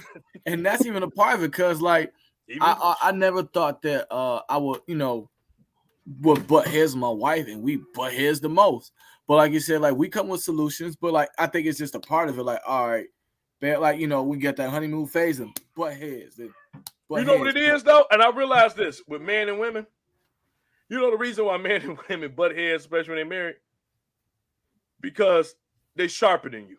Yeah, they sharper than you. Like whatever irritates, whatever is the quality that's the most irritating, it's going to be brought up in the marriage. Like, man, if you got a temper, it's going to be tested in the marriage. Like, I got to bring something to get that temper out of the surface. Like, oh, what you got to do that? Money management. Like, now this is a big one. If you got somebody, like, for example, I haven't been that way until I had to walk through it. It was grocery shopping. I know it seemed petty. And then, Sale, I want to let you go ahead and comment, man, because I know. But we went grocery shopping. And the very first time, golly, she was like, "Oh, I'm gonna go grocery shopping for it," and I got offended because Mac, no, I've been the man in my house. I'm like, "What you talking about? I ain't about to. I know how to shop. I know how to do everything. I know how to sew. I know how to do everything. I don't need no woman to do nothing like that for me. I know how to do it. I could go grocery shopping." She's like, "Why are you getting so offended by it?" Because I know what I'm doing, and I know it sounds petty, but that's something I didn't want to let go of because I knew what I'm like. I felt like I knew what I was doing. I felt like it was an attack, like I didn't know what I was doing. So she's like, "This is what we gonna do. I want you to give me $150. So I gave her $150, and she like, "You go and you take the kids." Because I was telling her, like, "You can take the kids. You just tell them kids to shut up and sit down like I do, and they ain't gonna do it." That's classic Randy, y'all, by the way. So I took the kids. She's like, "You take the kids, you go shopping, and we see who come with more spending money," right? So I had the kids, and my kids. That was a good challenge. Listen. Hey, and I'm like, "Come on, Cam, I don't know what I'm doing. Like, they better not embarrass me in here." So got out there, they're doing this like, "Hey, Dad, can I get that?" I'm like, "Put it in there. Shut your mouth." And I realized, dang, them kids played me. They knew exactly what I was gonna do. Like, I know we cannot get them angry, but we know we can get enough to get it in the basket. That's like, right. Just put it in the basket. Before I knew it, I had like a $400 bill. I ain't even come with half a basket. She had $150, had change, and had 2 baskets full of food. This is no lie. For now on that point, I swallowed my pride. I'm like, "Yeah, you do grocery shopping. Here's the money." Hey, baby, just giving money, like, there you go, access to it. But it just came at that token that's some ways that sometimes you got to learn in a relationship that when you see that the other person is better in a certain area than you, it don't make you less of a person. You give it to them. If somebody better at finance, let them take care of the finances. Learn how to grocery shop, nigga. I know, right? I needed to, because I was like, dang, the kids. And it went to all her points. It was like, the kids are a distraction. They should just stay at home. I'm like, just tell them to shut up. I ain't saying it in that way either. If you know me, I'm like, you tell them, like, I ain't playing that game. I remember, because I was laughing, because, so like, Dick, how do you like, say one more thing, I'll knock you right in this stove. And it got quiet. But while they was doing it, I'm like, just put it in there. Don't say another word to me. And before I knew it, I'm like, then they would do stuff like they knew stuff I like. "Oh, Dad, those Twizzlers for sale." I'm like, "Oh yeah, get 3 of those." That's how we grocery shop. Like before Christmas, I'm like, "Oh, I'm getting Hot Pockets, pizza, some nuggets, Kool-Aid, a few waters." Oh my God. That's man. To Crystal moving this man. To Crystal move with me. She bought some real groceries, some balanced meals, vegetables, more water, less cereal. I was like, "Oh gosh, it's yogurt." What the fuck buy yogurt? Like, now the only thing you need it, Crystal, in your life. Get your health together, sir. Man, look. And speaking on that one, I know we at this mark. I kind of want to let Sale. First of all, Sale, I'm glad you've been, that you're here. I want to tell you so much, man. That I appreciate you so much. Sale is one of my best. This a bro. This is what we just talked about again. This is my brother right here. So he's incredible. I only got one question to him, and I really want him to kind of close out on this question. Again, Mac, I can't say enough about you. I love you so much. You've been here from jump. Sometimes it's bad. It's angry. Well, not so much as angry, as passionate as I can be. I thank God that you got a switch to cut me down. Some people don't ever in their whole entire life get to meet, much less have as an incredible, not his family, that kind of person. And I am grateful every day to bless to have cousin and family like you. And it ain't so many words I can ever say to how grateful I am to you. And you always bring me back. As much as good advice as everybody always talk about, I'm giving out and everything else like that. This man always gets me right back in order just to bring me back in perspective, and I love you for that. I love my God babies. I don't take that. I'm probably one of the few people in the world that take those honors seriously, and I am so grateful for that. And I thank you so much, Fifi. I'm so grateful for you being on here. And you was just the ultimate fit. We knew it from the jump. As soon as I saw him, like, she's just the ultimate fit. Yep. I love you. You've been like little sister to me for forever, since you've been in this earth, since Parker. And that's funny. We all Parker. Good God, that's crazy. And and it's so incredible. I love the woman that you are. I love the fight that I see in you every day. Mhm. I love the fact that Quit got thrown out the boat a long time ago when it came to you.